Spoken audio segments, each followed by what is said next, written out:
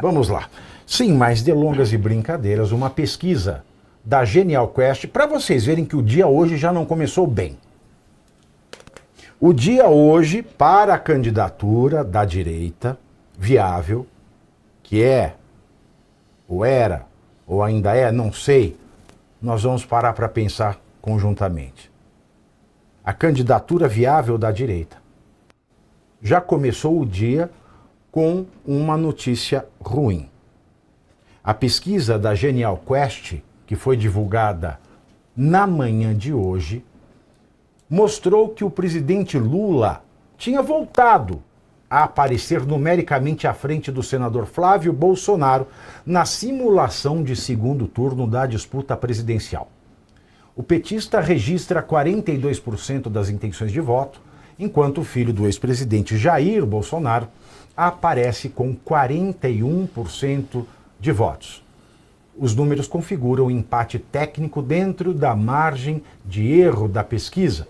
14% dos entrevistados declararam voto em branco ou nulo, enquanto 3% disseram estar indecisos. Vocês percebam aí, coloca o gráfico de novo, Alemão.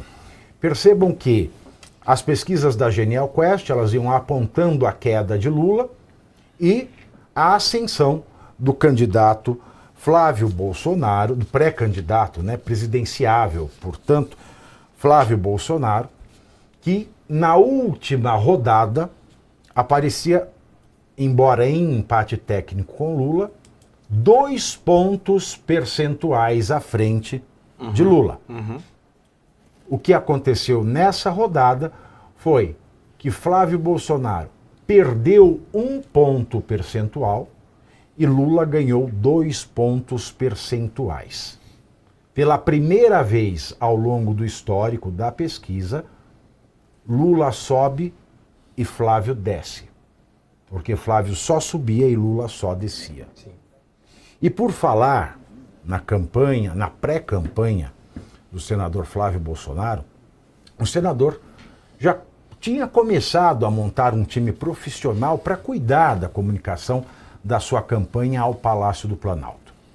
O grupo teria, ou terá, se ele continuar na corrida, publicitários específicos para ajudá-lo na preparação para os debates e até mesmo um diretor de cena para os eventos e programas da campanha. A coordenação geral da comunicação ficará ou ficaria a cargo do publicitário Marcelo Lopes, mais conhecido em Brasília como Marcelão, dono da agência Calix Propaganda. Agora, vocês vejam que o Marcelão, que é este publicitário que aparece aqui, nós mencionamos sobre ele ontem aqui no programa. O Marcelão, ele apareceu nas revelações do Thiago Miranda, dono da MIT, que é aquela agência de influenciadores, que é aquela agência de publicidade e propaganda, do Thiago Miranda, sócio do Léo Dias, do portal Léo Dias, que agenciou os influenciadores para que servissem como um exército para levantar suspeitas contra o Banco Central naquilo que concernia a liquidação do Banco Master. O Thiago Miranda, ele revelou que ele depositou do dinheiro que ele recebeu de Daniel Vorcaro para essa finalidade, R$650 mil na conta do Marcelão. Marcelão diz que estornou esse valor porque não topou a brincadeira. Mas isso foi revelado ontem, no mesmo dia e horas depois de o Valdemar da Costa Neto ter dito: queremos o Ciro Nogueira no palanque de Flávio Bolsonaro. Então a situação que já estava ruim ontem, mesmo com a alegação do Marcelão de que ele estornou o pixizinho de R$600 mil, que de fato entraram em sua conta, fica pior ainda. Com o aval de Flávio, Marcelão fechou uma parceria com o publicitário e empresário Walter Longo para que o profissional faça a preparação do senador para os debates. Walter é conhecido pela atuação em grandes campanhas do setor privado e por ter participado do programa O Aprendiz, apresentado por Roberto Justus. Aliás, a montagem da equipe de Flávio também inclui nomes que participaram do governo de Jair Bolsonaro. O movimento mais simbólico foi o resgate do publicitário Marcos Aurélio Carvalho, que participou da campanha presidencial de Bolsonaro em 2018 e ajudou a construir a estratégia digital do então PSL, partido pelo qual o ex-presidente se elegeu. Outro nome citado por aliados como atuante informal na pré-campanha é o do economista Marco Sintra, ex-integrante da equipe econômica de Paulo Guedes. Já a coordenação executiva de Flávio ficou com Vicente Santini, que ocupou diferentes cargos no governo Jair Bolsonaro, entre eles a Secretaria Nacional de Justiça e funções na Casa Civil e também na Presidência da República. Ainda sobre a estratégia de campanha que vinha sendo adotada, portanto uma estratégia de pré-campanha de Flávio, lideranças do Partido Liberal descartam a possibilidade de se afastar do PP, o partido de Ciro Nogueira, e do União Brasil, que é o partido de Antônio Rueda, potenciais aliados da legenda nas eleições, mesmo depois da operação da Polícia Federal contra o senador Ciro Nogueira, presidente nacional do PP, que tem a federação junto com a União Brasil, que é chamada de União Progressistas. A avaliação é que os partidos serão fundamentais para a campanha de Flávio em alguns estados-chave. Líderes do PL afirmaram que é preciso analisar os fatos com racionalidade, aspas para uma fonte. Não se pode confundir CPF com CNPJ, fecho aspas. E de acordo com o Estadão, a tática de jogar parado adotada pela pré-campanha de Flávio começou a dar sinais de esgotamento. Antes das revelações de hoje e depois de um crescimento robusto nas pesquisas que consolidavam cada rodada que ele era o favorito para ser eleito presidente do Brasil neste ano, o senador agora tende a enfrentar um cenário de estagnação, e isso foi antes das revelações de Vorcaro. E antes das revelações já se dizia que ele precisaria entrar efetivamente em campo se quisesse conquistar o eleitorado além da bolha bolsonarista. Lula ensaia uma oscilação positiva e a análise que isso, além de ser fruto do anúncio das medidas eleitoreiras do governo, é resultado da inércia de Flávio. Por ora, sua pré-campanha admitiu que ele é o filho e herdeiro do espólio político de Jair Bolsonaro.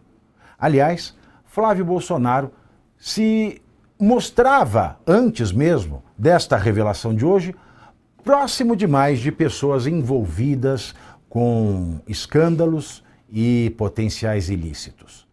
Antes, os nomes eram apenas Fabrício Queiroz, seu ex-chefe de gabinete, e do famoso esquema de arrecadação das rachadinhas, e o executado Adriano Magalhães da Nóbrega, da milícia Escritório do Crime, e a quem condecorou na prisão. Mas, agora, Flávio se vê associado ao caso Master com o nome de Ciro Nogueira, que ele cogitou, ou ainda cogitaria, ser vice em sua chapa. Mas tudo isso era uma leitura que durou até o meio-dia de hoje. Porque a partir do período da tarde, a coisa degringolou. De acordo com o portal Intercept Brasil, Daniel Vorcaro pagou aproximadamente 61 milhões de reais entre fevereiro e maio de 2025 para financiar o filme biográfico Dark Horse sobre o ex-presidente Jair Bolsonaro. O valor total negociado chegaria a 134 milhões de reais, mas não há evidências de que todo o dinheiro tenha sido repassado. De acordo com o jornal o Globo, o Banco Master pagou diretamente para a empresa Entre Investimentos 2,3 milhões de reais em 2025, segundo as declarações de imposto de renda do banco. A Entre Investimentos teria sido utilizada para repasses de dinheiro entre Vorcaro e a produção do filme. Os recursos foram solicitados pelo senador e pré-candidato a presidente Flávio Bolsonaro. Diálogos divulgados pelo site mostram Flávio Bolsonaro e Vorcaro falando sobre o filme. Uma das conversas aconteceu em 16 de novembro de 2025, um dia antes de Vorcaro ser preso pela primeira vez no âmbito da Operação Compliance Zero e 2 dias antes da liquidação do Banco Master. Vamos ouvir esse trecho. Irmão, preferi te mandar o áudio aqui para você ouvir com calma. Bom, aqui a gente está passando por um dos momentos mais difíceis da nossa vida, né? Não sei como é que vai ser daqui para frente, como é que isso tudo vai acabar, mas tá na mão de Deus aí. E você também, eu sei que você está passando por um momento dificílimo aí também, essa confusão toda, né? Você sem saber exatamente como é que vai caminhar isso tudo. E apesar de você ter dado a liberdade, Daniel, de a gente te cobrar, eu fico sem graça de ficar te cobrando, tá? Mas, enfim, não... é porque tá num momento muito decisivo aqui do filme. E como tem muita parcela para trás, cara, tá todo mundo tenso. E eu fico preocupado aqui com o efeito ao contrário do que a gente sonhou pro filme, né? Imagina a gente dando calote num Jim Caviezel, num Cyrus, os caras, pô, renomadíssimos lá no cinema americano, mundial. Pô, ia ser muito ruim, né? Todo efeito positivo que a gente tem certeza que vai vir com esse filme pode ter o efeito elevado a -1 aí, cara. Então, se você puder me dar um toque, uma posição aí, Daniel, porque a gente precisa saber o que faz, cara, da vida, porque já tem muita conta para pagar esse mês, e o mês seguinte também, e agora que é a reta final, que a gente não pode vacilar, não pode não honrar com os compromissos aqui, porque senão a gente perde tudo, cara, tudo contrato, perde ator, perde diretor, perde equipe, perde tudo. Podemos dar um toque aí, irmão? Desculpa o áudio longo aí, tá? Um abração, fica com Deus, cara.